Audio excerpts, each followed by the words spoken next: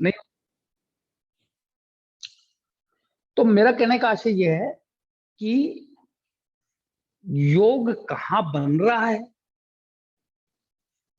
किस ग्रहों से बन रहा है, किन ग्रहों से बन रहा है, और उन ग्रहों की शुभकर्ता के रूप में जो शक्तियां मैंने चॉइस बताई, उनकी क्या स्थिति है, तदनुसार ग्रह की योग उत्पन्न की परिणति बनेगी। वह सब देखिए, पुराना सब आपको लगाना पड़ेगा। आपको षोडश वर्ग लगाना पड़ेगा, आपको षड बल निकाल लगाना पड़ेगा, आपको ऊंच नीच मुदित प्रदीप्त स्वस्थ, है ना, सुखित, वो सब स्थिति आपको लगानी पड़ेगी। आपको जागृत मृत, जागृत वाली स्थिति भी लगानी पड़ेगी, सपनावस्था भी लगानी पड़ेगी, आपको बाल कुमार भी लगानी पड़ेगी, है ना। वो आप उच्चाभिलाषी नीचाभिलाषी भी लगाना पड़ेगा आपको। वो सब चीजें लगा के आप नेट रिजल्ट निकालेंगे, तब आप परफेक्ट निकाल पाएंगे। तब आप बिल्कुल कि आदमी करोड़पति है, करोड़पति है, या लखपति है, या ये व्यक्ति ज्ञान में क्या लेवल प्राप्त करेगा, है ना। ज्ञान के जब योगों को और बात करेंगे तो और विस्तृत बात करूंगा मैं कि फोर्थ हाउस भी मेरा मातृत्व तो ज्ञान का होता है, तो मेरा दसम भाव भी मेरे को ज्ञान देता है। आगम, आगम और आज्ञा, आगम यानी वेद वेदांत का ज्ञान, वह दसम भाव से देखा जाए तो वो सब आगे बात करेंगे, है ना। जब रिसर्च लेवल में बैठेंगे तो बहुत आनंद आएगा। तो अब बात आती है पुष्कर योग। पुष्कर योग क्या? पुष्कर योग के लिए कहते हैं कि चंद्रमा जिस राशि में बैठा हो उसका स्वामी, उसका स्वामी सौ राशि, उच्च राशि या मित्र राशि का होकर केंद्र त्रिकोण में लग्नेश के साथ हो और कोई बलवान ग्रह उसको देखता हो, तो पुष्कर योग होता है। मैं वापस रिपीट करता हूं।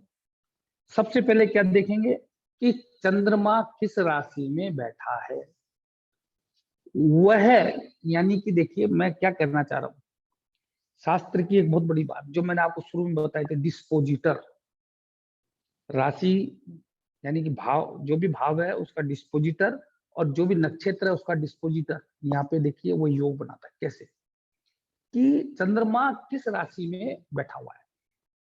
लघु पाराशरी में भगवान पाराशर ने कहा है कि चंद्राशीष, यानी चंद्रमा जिस राशि में बैठे हुए, सूर्याशीष, सूर्य जिस राशि में बैठे हुए, और लग्नेश जिस राशि में बैठे हुए, वो तीनों के स्वामी बलवान होकर केंद्र त्रिकोण में अगर संबंध करके बैठ जाए तो वह राजयोग होता है।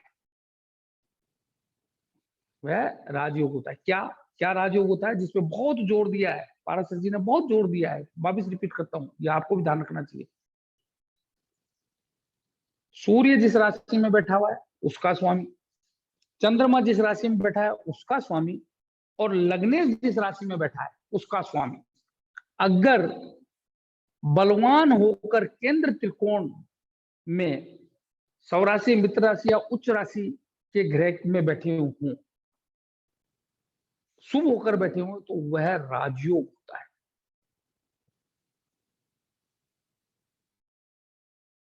है ना। इसको मैं अभी स्थापित करके बताऊंगा।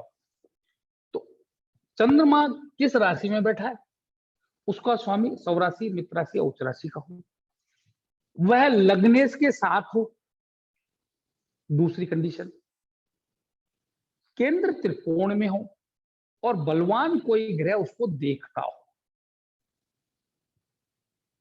बलवान ग्रह की दृष्टि हो, तो वह पुष्कर योग होता है।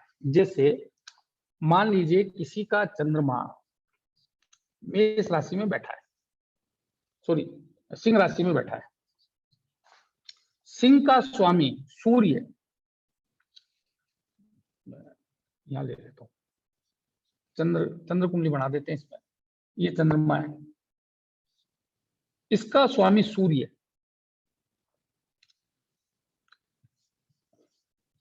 कुछ का हो रखा है, थोड़ा सा और अलग से बनाते हैं,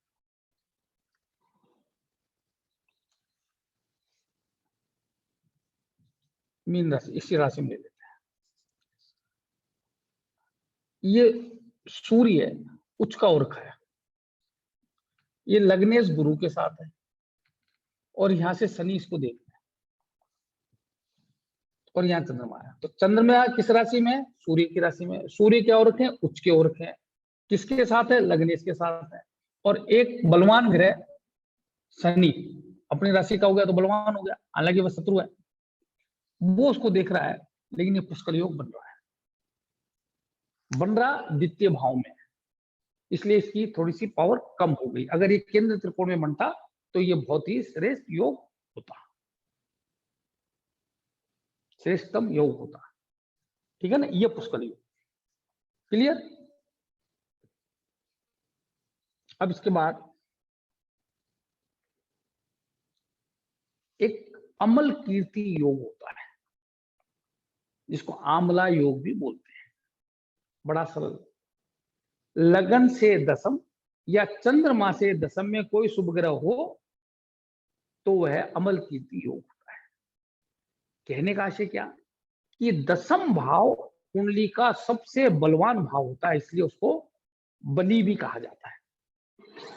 तो वहां पर अगर शुभ ग्रह बैठा है तो वह निश्चित शुभ करेगा, शुभ कर्म करवाएगा। अब जब शुभ कर्म होंगे तो उन्नति होगी। तो चंद्रमा से दशम, हम 3 लगन मानते हैं, चंद्र सूर्य और लगन। तो चंद्रमा से दशम या लगन से दशम में जब कोई ग्रह होता है तो क्या कहलाता है? अमल कीर्ति योग या आमला योग होता है। आमला योग के बारे में लिखा है कि आदमी के पास धन धान्य होता है, अच्छे कर्मशील होता है, कर्म की प्रधानता होती है, और कर्मों से फल की प्राप्ति होती है, धन धान्य का वाला होता है, सब शुभ कर्म है जी, सब चीजें मिलती है, राइट। तो वह अमल कीर्ति योग। कौन सा हो गया? अमल कीर्ति योग। अब इसके बाद 3 विशिष्ट योगों के बारे में फल दीपिका कहती है, जिनको वास्तव में बहुत महत्वपूर्ण योग है, बहुत ही महत्वपूर्ण योग है, और जिसके होंगे वो उनका फल जरूर पाएगा। उसमें पहला योग है श्रीकंठ योग, दूसरा योग है श्रीनाथ योग, और तीसरा योग है विरंची योग, विरंची योग। जैसा कि आप नाम से समझ रहे हैं श्रीकंठ, तो भगवान महादेव को श्रीकंठ कहा जाता है। श्रीनाथ भगवान विष्णु को श्रीनाथ कहा जाता है, और विरंची ब्रह्मा जी को कहा जाता है, ब्रह्मा। विरंची किसको कहा जाता है? ब्रह्मा जी। अब श्रीकंठ योग है तो निश्चित मानिए ये आध्यात्म का भी योग होगा, श्रेष्ठता का भी योग होगा, और इसमें अलग टाइप का राजयोग है ना। श्रीनाथ योग है वो धन धान्य से पूर्ण होगा, और विरंची योग ज्ञान का योग होगा, है ना। इनका विशेष विश्लेषण कहा गया है। श्रीकंठ योग, श्रीकंठ योग में लग्नेश, कोई भी लगन का स्वामी लग्नेश, तो पहली कंडीशन क्या है? लग्नेश किसके साथ हो? प्लस चंद्रमा प्लस सूर्य। लग्नेश, चंद्रमा और सूर्य सौराशि मित्र राशि, सौराशि मित्र राशि या अपने उच्च स्थान पर होकर केंद्र त्रिकोण में हो तो यह श्रीकंठ योग बनता है। ऐसा व्यक्ति तपस्वी होता है, धैर्यवान होता है, ज्ञानी होता है, धनवान होता है, उत्तम शरीर का मालिक होता है, और दीर्घायु को प्राप्त होता है। श्रेष्ठ योग क्या याद रखना है? लग्नेश, चंद्रमा और सूर्य संयुक्त होकर केंद्र त्रिकोण में सौराशि मित्र राशि या अपनी उच्च राशि में हो तो यह श्रीकंठ योग बनता है। अब ये मेरा विद्या का भाव, ये मेरे शरीर का भाव है, तो यहाँ उत्तम शरीर होता है, ज्ञान, शरीर में ताकत होती है, बलिष्ठ होता है वो सब। तो यहाँ पे बृहस्पति ज्ञान के दाता है, शनि उसकी गहराई देते हैं, डेप्थ ऑफ नॉलेज, गहरा ज्ञान, ज्ञान की गहराई कौन देते हैं? शनि। तो बृहस्पति, शनि और लग्नेश, यानी लग्नेश प्लस बृहस्पति प्लस शनि अगर संयुक्त होकर केंद्र त्रिकोण में हो तो यह विरंची योग बनता है, ब्रह्मा योग बनता है। विरंची नवमी योग का है, ब्रह्मा यानी ज्ञान का योग बनता है। ज्ञानवान होता है व्यक्ति, धनवान होता है, मेधावान होता है, विवेकवान होता है, धैर्यवान होता है, अभिरुचि के अनुसार जीवन जीने वाला होता है, इसकी सिद्धि करता है, प्रबंधक होता है, बहुत अच्छा है ना। विदेशियों से विरंची योग जिसके होता है वह व्यक्ति विदेशों से और विदेशियों से बहुत लाभ पाता है। अब बात आती है नवमेश, सॉरी लग्नेश नहीं, पंचमेश, मैंने गलती की, पंचमेश, सॉरी, है ना, ये ध्यान करना भाई। पंचमेश, पंचमेश प्लस बृहस्पति प्लस शनि। पंचमेश जो श्रीकंठ में लग्नेश था, यहाँ पे पंचमेश, पंचमेश प्लस बृहस्पति प्लस शनि। नवमेश प्लस शुक्र प्लस बुध। अगर ये संयुक्त होकर केंद्र त्रिकोण में सौराशि, मित्र राशि या उच्च राशि में हो तो यह श्रीनाथ योग बनता है। यह श्रीनाथ योग बनता है, जो धन धान्य से भरपूर, ब्राह्मण महात्मन का लिया हुआ, ज्ञानवान, सुंदर, सुशील, सब तरीके से श्रेष्ठ।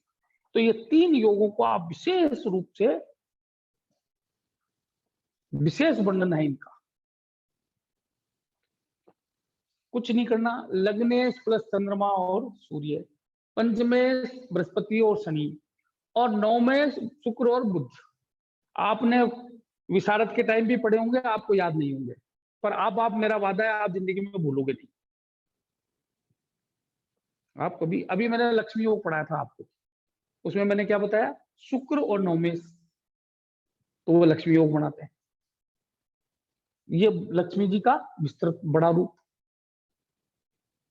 ये विष्णु योग हो गया श्रीनाथ, तो उसमें बुद्ध देव और आ गए, है ना। शुक्र बुध का योग वैसे भी कृष्ण योग कहा जाता है, विष्णु योग कहा जाता है, श्रेष्ठ योग है। आदमी बहुत आमोदी प्रमोदी, हंसमुख, वेल बिहेव्ड, हमेशा प्रसन्नचित रहने वाला, उच्च नाम को प्राप्त करने वाला, श्रेष्ठ बिजनेस करने वाला होता है। क्लियर? क्या भूलोगे आप कभी? हेलो, अभी मैं कुंडलियों में लगा लगा के और बताऊंगा तो और मजा आएगा आपको। अभी तो कुंडलियों में नहीं लगा रहे ना, अभी तो अपन प्रैक्टिकल कर रहे हैं, वैसे ही थ्योरेटिकल चल रहा है सारा, प्रैक्टिकल करा ही नहीं अभी। जब प्रैक्टिकल करेंगे तो और मजा आएगा।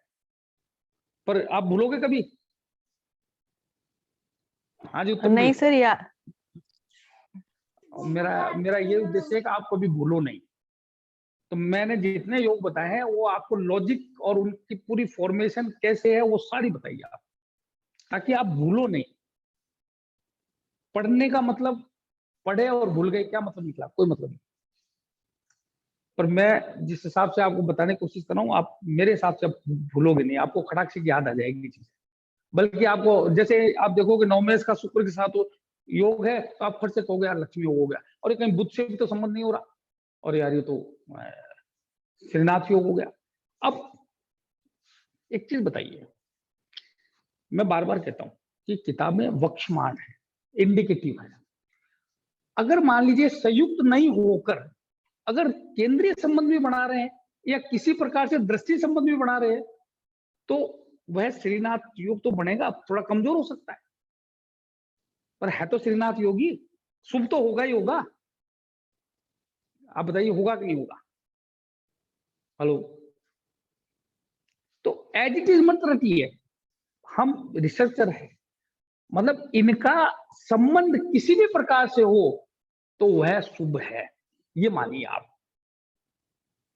ये मानना चाहिए। अगर इनका संबंध किसी भी प्रकार से है तो वह शुभ तो है ही है, और द अल्टीमेट स्थिति ये है।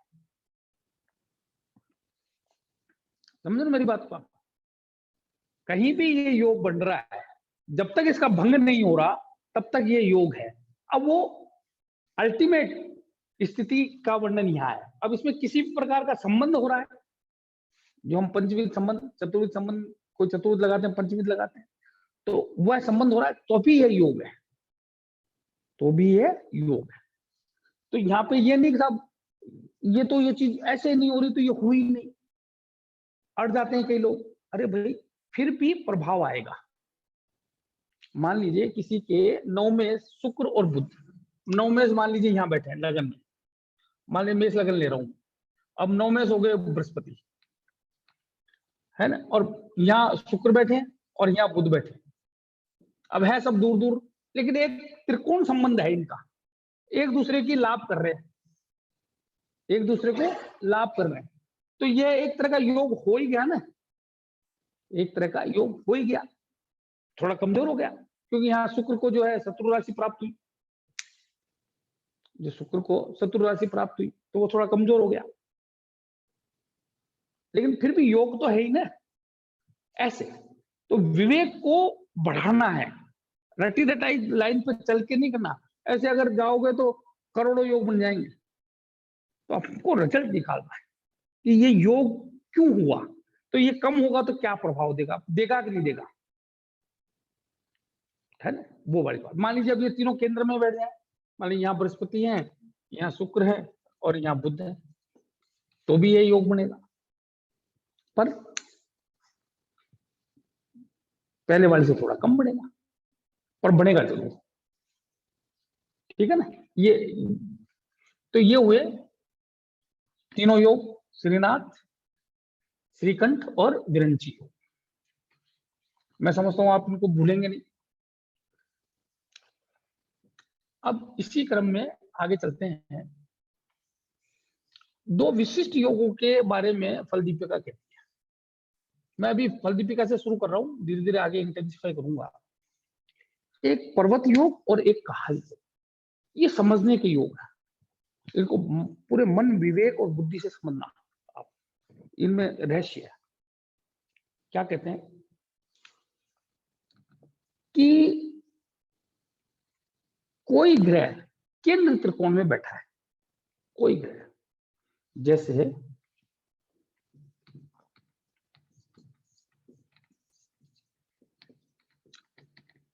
कोई ग्रह, अब मान लीजिए लग्नेश मंगल यहां बैठा हुआ है, केंद्र त्रिकोण में बैठा हुआ है, जिसके घर में बैठा हुआ है वह अगर सौरासी या उच्च का हो जाता है तो वह पर्वत योग कहलाता है। क्या बात आई यहां, डिस्पोजिटर। क्या बात आई, डिस्पोजिटर, जो मैंने आपको राशि डिस्पोज, भाव डिस्पोजिटर और ग्रह डिस्पोजिटर और नक्षत्र डिस्पोजिटर वो सारे समझाए। तो डिस्पोजिटर बलवान होता है तो ग्रह अपना पूर्ण देता है फल। जैसे मान लीजिए मंगल यहाँ बैठे हैं और सूर्य यहाँ चले गए, ये तो एक्सचेंज और हो गया, तो ये तो और बढ़िया हो गया, पर ये अल्टीमेट स्थिति है। ठीक है ना। तो अब एक चीज मैंने आपको कुंडली दिखाते वक्त देख कही थी कि सीरीज बनकर अगर वह सीरीज उच्च पे यानी 100 राशि पे जाके खत्म होती है किसी कुंडली पे, तो वो बेस्ट कुंडली है। कि जैसे कोई ग्रह किसी के घर में बैठा है, वो फिर किसी के घर में बैठा है, फिर वो किसी के घर में बैठा है, और वो किसी के घर में बैठा है, और लास्ट में वो ग्रह 100 राशि हो रहा है, यानी सीरीज का एंड अगर 100 राशि पे जाके हो रहा है, दैट इज द बेस्ट कुंडली। ये मैंने आपको समझाया था, शायद याद होगा, या आपने लगाया भी होगा। उत्तम जी ने एक बार लगाया था, मैंने देखा था। तो अब इसमें उन्होंने क्या कहा कि लग्नेश जिस, अब यहाँ लग्नेश को मत पकड़ो, सभी ग्रहों को पकड़ सकते हो, यानी केंद्र त्रिकोण का कोई भी ग्रह जिस राशि में बैठा हुआ है, जिस राशि में बैठा हुआ, उसका स्वामी जिस राशि में बैठा हुआ है, मान लीजिए यहाँ पे बैठे हुए सूर्य, है ना, मंगल, अब मंगल जिसकी राशि में वो बैठे हुए यहाँ, और इसके स्वामी बृहस्पति उच्च के ओर, तो ये काहल योग, ये क्या है, काहल योग।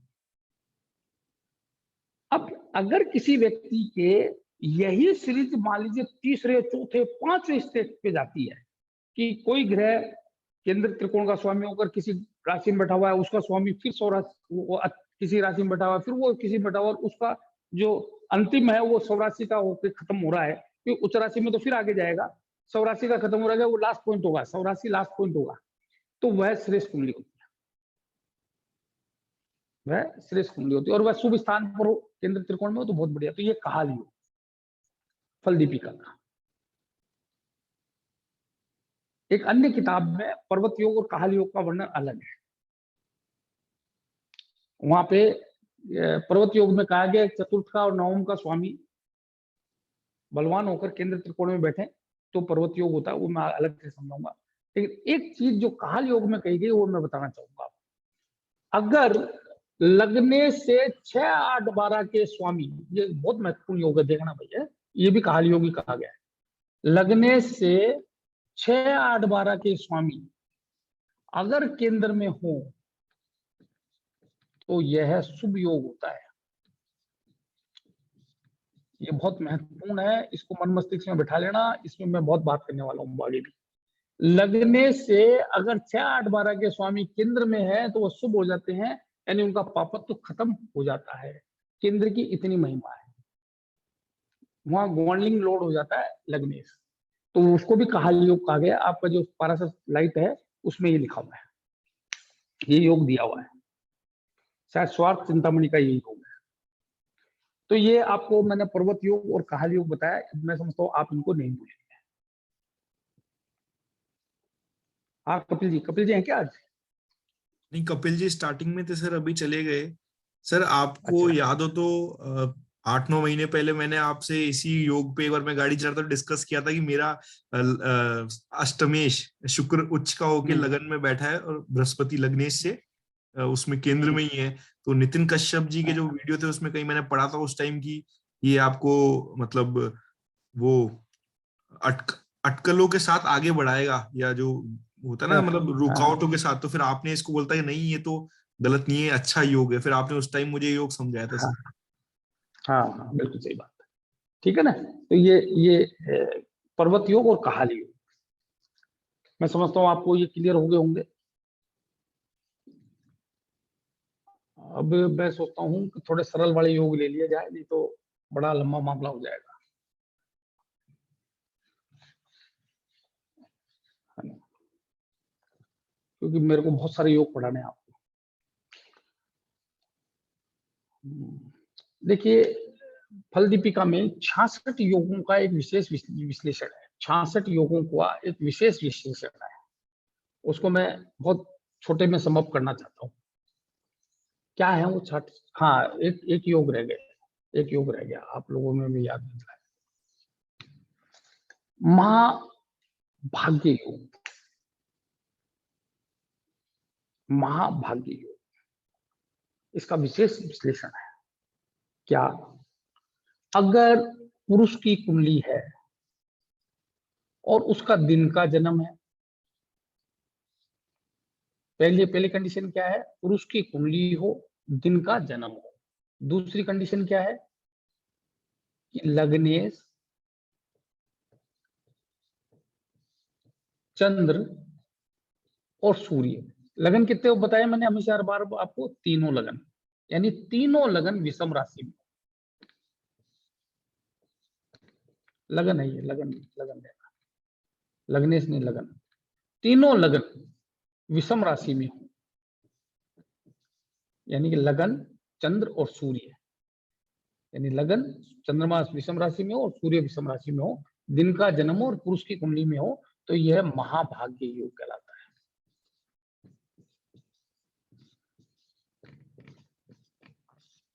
राइट? स्त्री के संबंध में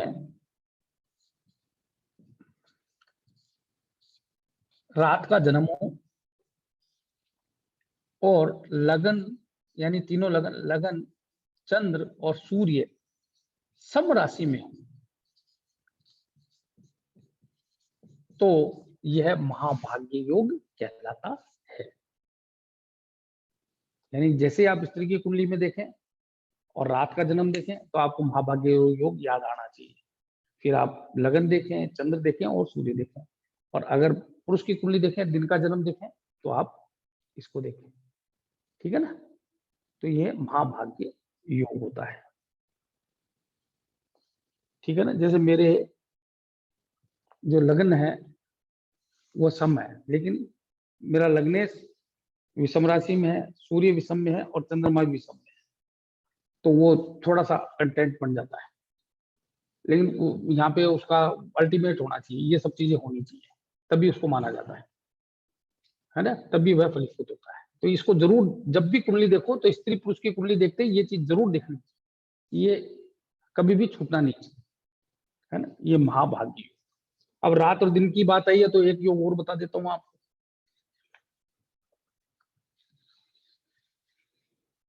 बहुत लंबी कहानी है, बहुत लंबा है। किसी भी व्यक्ति का लगन और चंद्र से शुक्र का संबंध योगकारी होता है, ये आप लिख लो। किसी भी व्यक्ति के लगन, चाहे वो कोई भी हो, यानी लग्नेश और शुक्र से चंद्रमा, लग्नेश और चंद्रमा का शुक्र से संबंध हमेशा शुभकारी होता है ना। इसको ढूंढीराज जी ने भाव मंदिर में विशेष बल दिया है। ढूंढीराज जी की लिखी हुई किताब है भाव मंदिरी, जिसका विभिन्न देवज्ञों ने विश्लेषण किया है, उसमें ये विशेष रूप से लिखा हुआ है कि लग्नेश से और चंद्र से शुक्र का संबंध राजयोगकारी का है। फिर जमनी योगों पे आगे बात करेंगे। एक होता है धनधरा योग, ये याद भी रहेगा आपको, ये बहुत जरूरी भी है यार। धनधरा योग ये बहुत जरूरी है, ये बड़ा काम का योग। अगर किसी व्यक्ति का रात का जन्म और चंद्रमा को शुक्र देखता हो, क्या कह रहा हूं मैं, रात का जन्म हो और चंद्रमा को शुक्र देखता हो। शुक्र किनके राजा है, किनके गुरु हैं, दैत्यों के। रात जो है किनकी है, दैत्यों की। तो रात के गुरु कौन है, शुक्र।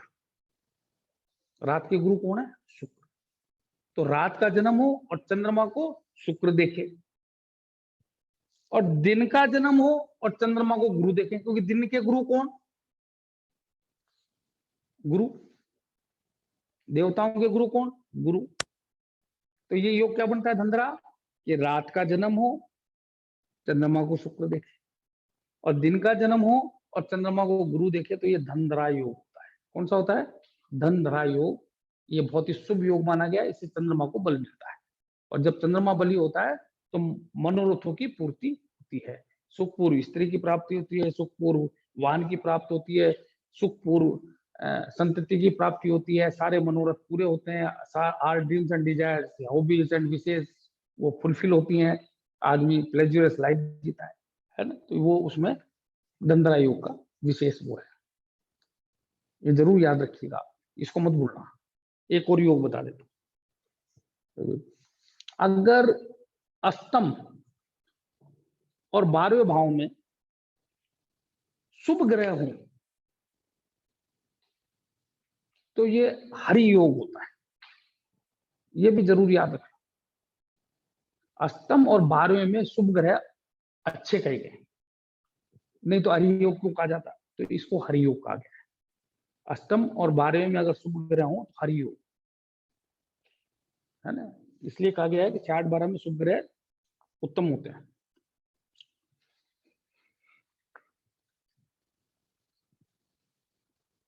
ठीक है जी।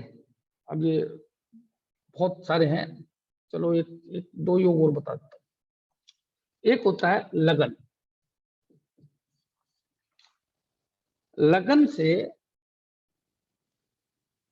6, 7, 8 में अगर शुभ ग्रह हो, लगन से 6, 7, 8 में अगर शुभ ग्रह हो तो यह लग्नाधि योग कहलाता है।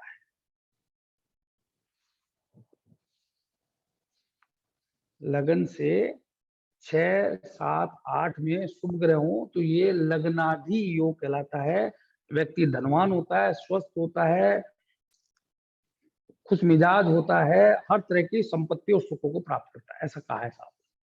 और चंद्रमा से अगर 6, 7, 8 में शुभ ग्रह हो तो ये चंद्राधि योग कहलाता है। लग्नाधि और चंद्राधि,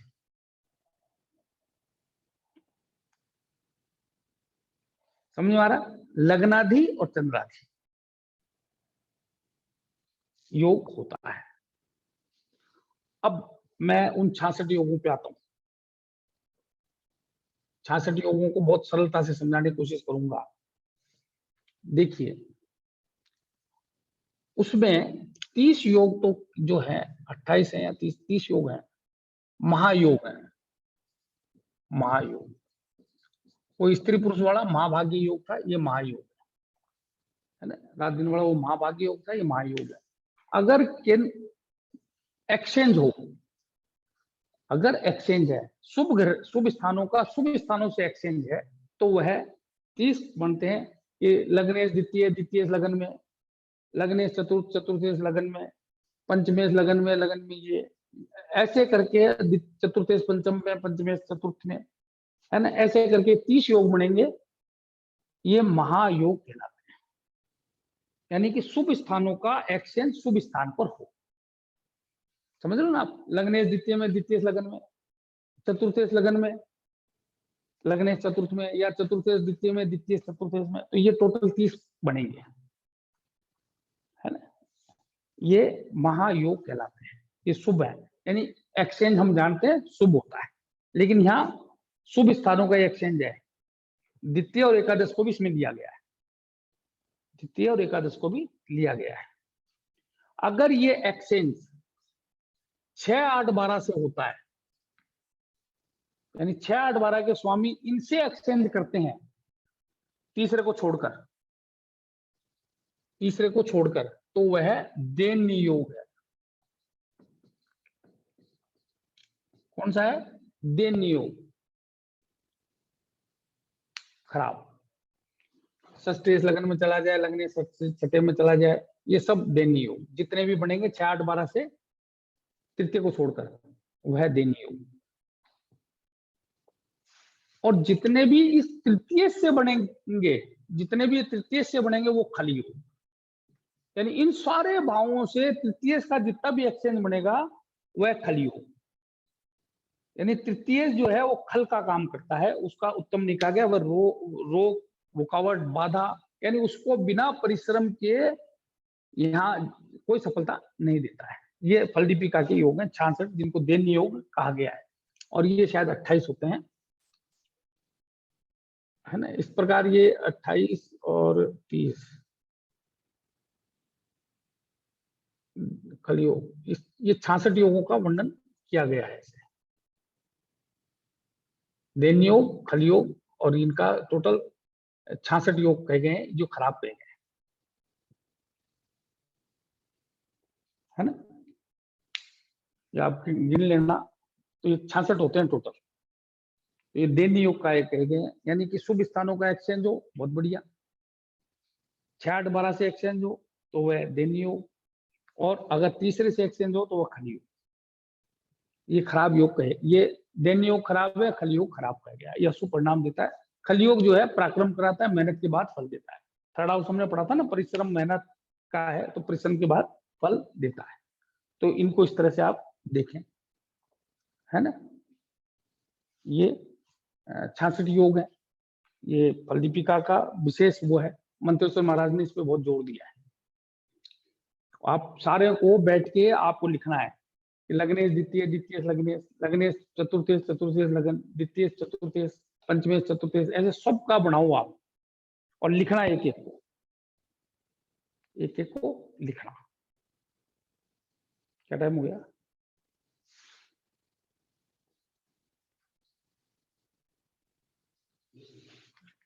तो अभी चालू रखें या अगली क्लास में ले लेंगे? हेलो, चलो रिकॉर्डिंग बंद कर दो। तो ये